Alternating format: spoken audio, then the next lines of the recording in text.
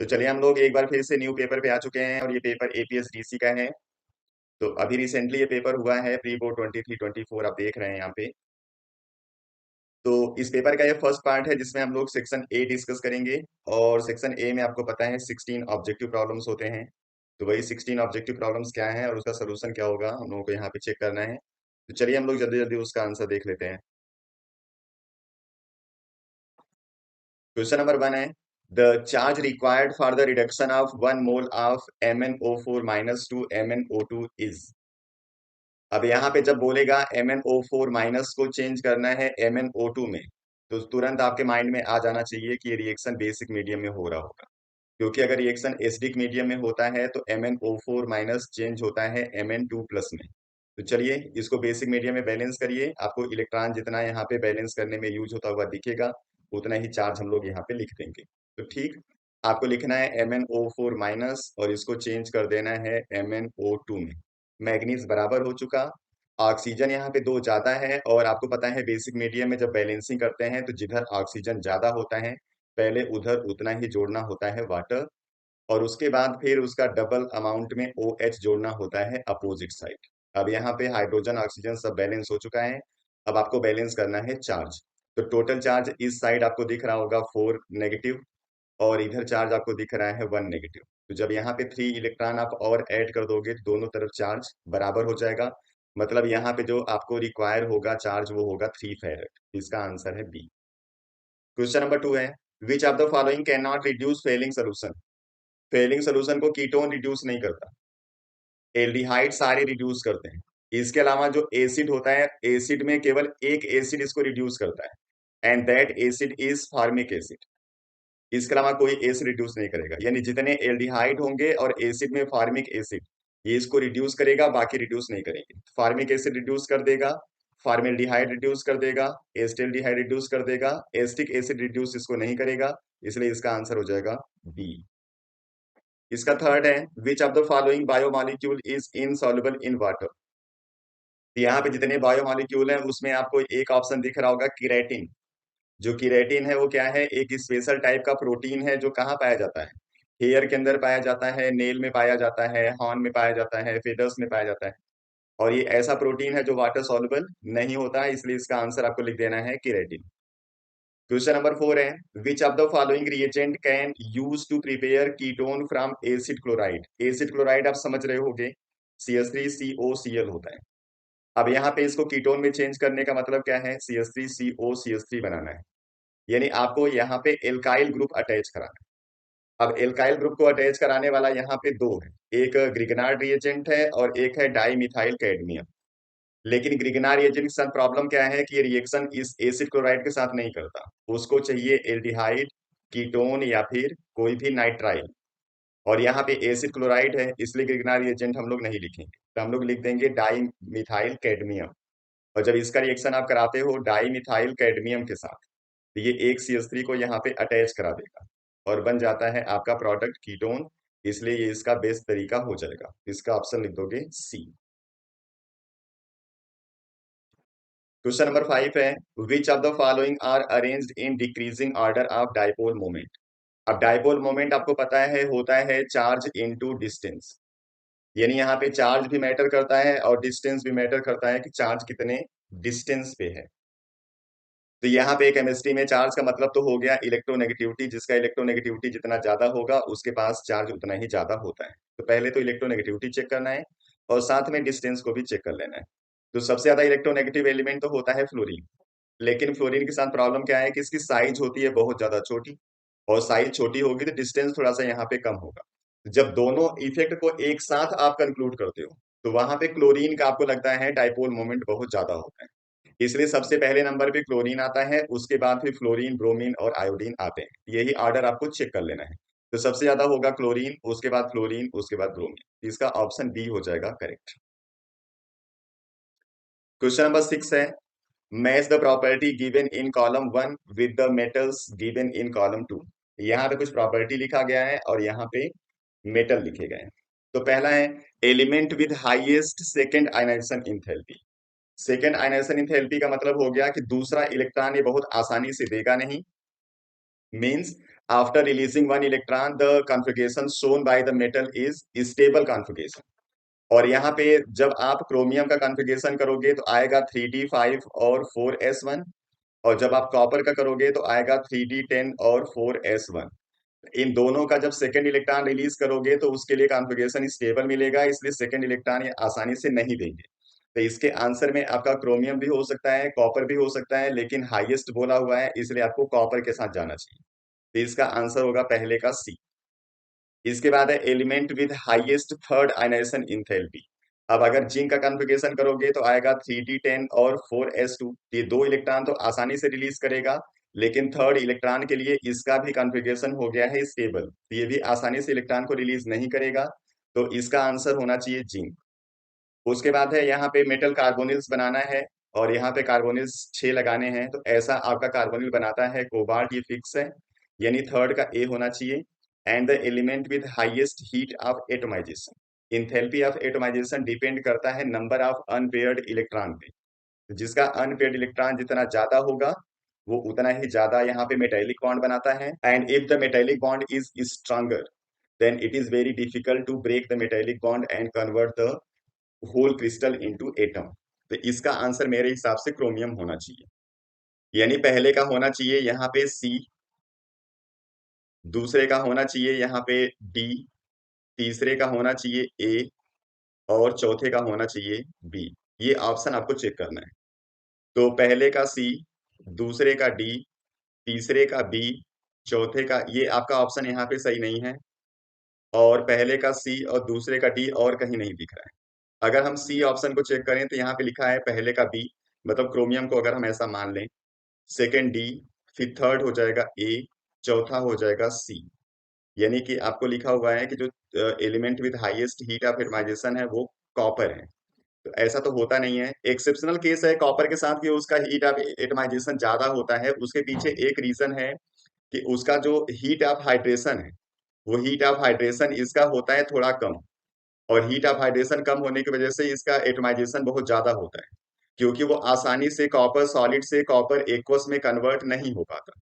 तो जब आप ऑप्शन सी को करेक्ट मानोगे तो उसके लिए फिर यहाँ पे ये हाईएस्ट नहीं होना चाहिए, क्योंकि अगर हाईएस्ट आप बोलोगे तब तो आपको कॉपर को ही बोलना पड़ेगा। और जब कॉपर को बोलोगे तो फिर ऑप्शन ए सही होना चाहिए, इसलिए मेरे हिसाब से यहाँ पे बी और ए को इंटरचेंज करना चाहिए। चलो अब जैसा भी होगा वो स्कूल वाले इनके डिसाइड करेंगे। Question number 7। For the chemical reaction A change into B, it is found that the rate of the reaction quadruple when the concentration of A is double। अब यहाँ पे A को जब डबल करते हैं तो जो रेट है वो 4 टाइम्स हो जाता है। अब रेट 4 टाइम्स कब होगा? जब आप इसका किए होगे स्क्वायर, यानी कि जो ऑर्डर यहाँ पे होगा वो क्या होगा? सेकेंड ऑर्डर रिएक्शन होगा, इसलिए लिख देना n की वैल्यू होगी 2। Next, which test can tell the difference between parachloroaniline. Parachloroaniline मतलब क्या होता है? NH2 के साथ यहाँ पे Cl लगा हुआ है। And anilinium hydrochloride. Anilinium hydrochloride मतलब डाई एजोनियम सॉल्ट की बात हो रही है इस तरीके से।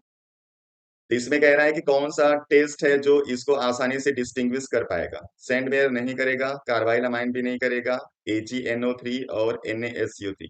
जब आप AgNO3 से दोनों को ट्रीट करोगे तो यहाँ वाला जो क्लोरीन है वो आसानी से AgCl के फॉर्म में बाहर चला जाएगा। लेकिन यहाँ वाला जो Cl है वो बेंजीन के साथ बाइंड है, और बेंजीन के साथ बाइंड होगा तो यहाँ पे आसानी से Cl रिलीज नहीं हो पाता, इसलिए ये AgNO3 के साथ रिएक्शन शो नहीं करेगा। ये इसका येलो प्रेसिपिटेट दे देगा, मतलब इसको हम लोग AgNO3 से चेक कर सकते हैं। क्वेश्चन नंबर 9 है, propane 1 all and propane 2 all can be best distinguished by. यहाँ पे ऑक्सीडेशन विद KMnO4 लिखा हुआ है, जब KMnO4 से ट्रीट करोगे तो दोनों कन्वर्ट हो जाएंगे एसिड में, इसलिए इससे तो होगा नहीं। जब K2Cr2O7 से ट्रीट करेंगे तब भी ये एसिड में कन्वर्ट होंगे, इससे भी नहीं हो सकता। Oxidation by heating with copper followed by Fehling solution. जब आप इसको कॉपर से ट्रीट करते हो तो जो आपका 1 डिग्री एल्कोहल है वो कन्वर्ट होता है एल्डिहाइड में, और जो 2 डिग्री एल्कोहल है कन्वर्ट होता है कीटोन में। और एल्डिहाइड और कीटोन दोनों को जब आप ट्रीट करोगे फेलिंग सोल्यूशन से, तो फेलिंग सोल्यूशन का पॉजिटिव टेस्ट एल्डिहाइड देगा और कीटोन इसका पॉजिटिव टेस्ट नहीं देता, यानी कि दोनों आसानी से डिस्टिंग्विश हो पाएंगे। इसलिए आपको ऑप्शन लिखना है सी, पहले इसको कॉपर से ट्रीट कर देना है, फिर उसके बाद फेलिंग सोल्यूशन। क्वेश्चन नंबर 10 है, which of the following is not favourable for the proper dehydration of alcohol to form ether. अब यहाँ पे एल्कोहल का डिहाइड्रेशन करके ईथर बनाना है। और आपको पता है कि जब एल्कोहल का आप लोग डिहाइड्रेशन करते हो तो हम लोग H2SO4 के प्रेजेंस में इसकी हीटिंग करते हैं 413 केल्विन टेम्परेचर पे। तो जब वो टेम्परेचर को आप चेंज करते हो तो वहां पे आपको पता है एल्कीन भी बनता है 443 केल्विन। इसलिए टेम्परेचर एक मैटर करेगा, इसलिए आपको लिखना है कि टेम्परेचर यहाँ पे सही होना चाहिए। इसके अलावा एक्सेस एल्कोहल भी यहाँ पे प्रमोट करेगा इस रिएक्शन को, प्रेजेंस ऑफ प्रोटिक सॉल्वेंट भी इसको प्रमोट करता है, ठीक है। लेकिन अगर आप बल्कियर एल्किल ग्रुप लगा देते हो तो फिर वो क्या करता है, ईथर के फॉर्मेशन को फेवर नहीं करता, क्योंकि वहां पे फिर वो एल्कीन बनाता है। इसलिए आपको आंसर डी लिख देना है कि प्रेजेंस ऑफ बल्कियर ग्रुप इस रिएक्शन को फेवर नहीं करेगा, मतलब ईथर के फॉर्मेशन को इफेक्ट करता है और एल्कीन के फॉर्मेशन को प्रीफर करता है। चलिए question number 11, Why is there an increase in the atomic radius observed from transition element at the end of the period? जब आप किसी भी पीरियड के एंड में पहुंच जाते हो तो वहां पे जो डी ऑर्बिटल है उसके अंदर इलेक्ट्रॉन का काउंट हो जाता है बहुत ज्यादा। इसलिए न्यूक्लियस और आउटर एस के इलेक्ट्रॉन के बीच में जो अट्रैक्शन है वो कम हो जाता है, और इस वजह से यहाँ पे साइज थोड़ी सी बड़ी हो जाती है। तो इस साइज के बड़ी होने के पीछे रीजन क्या होगा, जो डी ऑर्बिटल के इलेक्ट्रॉन्स होते हैं उनके बीच का रिपल्सन। तो आपको ये चेक कर लेना है। तो आपको लिखना है increase electron electron repulsion, option A हो जाएगा करेक्ट। क्वेश्चन नंबर 12 है, for a chemical reaction this, यहाँ केमिकल रिएक्शन लिखा हुआ है, कह रहा है कि rate of appearance of Z इतना है, तो rate of disappearance of Y बता दो। तो हम इन दोनों के सेंस में अगर लिखें यहाँ पे रेट, तो रेट क्या लिखेंगे, रेट इक्वल टू लिखेंगे वाई के सेंस में हाफ, ये माइनस लगा रहेगा, D concentration of Y by D T equal to, यहाँ पे लिखेंगे D concentration of Z by D T. ये वैल्यू आपको दे रखा है 0.5। अब ये वैल्यू आपको बतानी है, तो ये 2 आके इधर क्या करेगा, मल्टीप्लाई कर देगा, तो इसका आंसर हो जाएगा 1। तो आपको आंसर बी लिख देना है। अब क्वेश्चन नंबर 13 से लेके 16 तक एसर्शन रीजन है, चलिए जल्दी जल्दी उसको देख लेते हैं। तो 13 है assertion, in case of phenol bromination takes place even in absence of Lewis acid, ये ठीक है। Whereas bromination of benzene takes place in presence of Lewis acid like FeBr3, या फिर Fe भी यूज करते हैं, ये भी सही है। और ऐसा क्यों करते हैं, क्योंकि जो यहाँ पे फिनॉलिक ग्रुप लगा होता है वो उस बेंजीन रिंग को एक्टिवेट करता है, इसलिए आसानी से ब्रोमिनेशन हो जाता है आर्थो पैरा पोजीशन पे। तो रीजन लिख रहा है कि OH group attach to benzene is highly deactivating group, ये डीएक्टिवेटिंग ग्रुप नहीं होता, ये एक्टिवेटिंग ग्रुप होता है, इसलिए रीजन फॉल्स है और एसर्शन ट्रू है। तो आपका ऑप्शन हो जाएगा A is true and R is false. Question number 14 है, compound containing CHO group are easily oxidise to corresponding carboxylic acid, ठीक है, ये ऑक्सीडाइज हो सकता है। और एसिड में ऑक्सीडाइज होने के लिए क्या चाहिए, इसको ऑक्सीडाइजिंग एजेंट चाहिए, जिसमें हम लोग यूज करते हैं KMnO4 या फिर K2Cr2O7। इसका रीजन है carboxylic acid can be reduce to alcohol by treatment with LiAlH4। तो ठीक है, कार्बोक्सिलिक एसिड को जब आप रिड्यूस कर देते हो LiAlH4 से तो एल्कोहल बनता है। ये भी ऑप्शन सही है, ये भी सही है, लेकिन इसका एक्सप्लेनेशन नहीं है, तो आप लिख दोगे बी करेक्ट है। Question number 15, vitamin D can be stored in our body, और रीजन लिखा है vitamin D is fat soluble vitamin and excrete from body in urine. अब यहाँ पे विटामिन डी फैट सॉल्युबल है, ये ठीक है, और फैट सॉल्युबल है इसीलिए क्या होता है, ये हमारे बॉडी में स्टोर हो जाता है, ये ठीक है। लेकिन कह रहा है कि विटामिन डी फैट सॉल्युबल है इसलिए ये बॉडी से बाहर हो जाता है यूरिन के साथ, ये गलत है, क्योंकि जो फैट सॉल्युबल होता है वो यूरिन के साथ बॉडी से बाहर पास आउट नहीं होता, जो वाटर सॉल्युबल होता है वो पास होता है। यहाँ पे एसर्शन करेक्ट हो जाएगा और रीजन हो जाएगा फॉल्स। क्वेश्चन नंबर 16, एसर्शन है, on increasing dilution the specific conductance keep on increasing. तो डाइल्यूशन के साथ कंडक्टिविटी इंक्रीज होती है, लेकिन दो कंडक्टिविटी, एक मोलर कंडक्टिविटी और एक इक्विवेलेंट कंडक्टिविटी। जो स्पेसिफिक कंडक्टिविटी है ये डाइल्यूशन के साथ डिक्रीज होती है, और डिक्रीज क्यों होती है, क्योंकि पर यूनिट वॉल्यूम जो नंबर ऑफ आयंस होते हैं वो डाइल्यूशन के साथ कम होते हैं। तो यहाँ पे आपका जो एसर्शन है वो गलत है, कि जो स्पेसिफिक कंडक्टेंस है वो इंक्रीज होगा डाइल्यूशन के साथ। R है, on increasing dilution the degree of dissociation of weak electrolyte increases and mobility of ions also increases। ये नॉर्मल वीक इलेक्ट्रोलाइट की बात कर रहे हैं कि जब डाइल्यूशन करते हैं तो उसका डिसोसिएशन बढ़ता है और मोबिलिटी बढ़ती है, ये भी ठीक है। तो रीजन यहाँ पे करेक्ट है, असर्शन यहाँ पे फॉल्स है। तो A is false, R is true, इसका डी ऑप्शन करेक्ट हो जाएगा। ये हो गया पूरा सेक्शन ए। अब सेक्शन बी के साथ हम लोग आएंगे नेक्स्ट वीडियो में। तब तक आप लोग पढ़ते रहिए, अपना ख्याल रखिए। Thank you.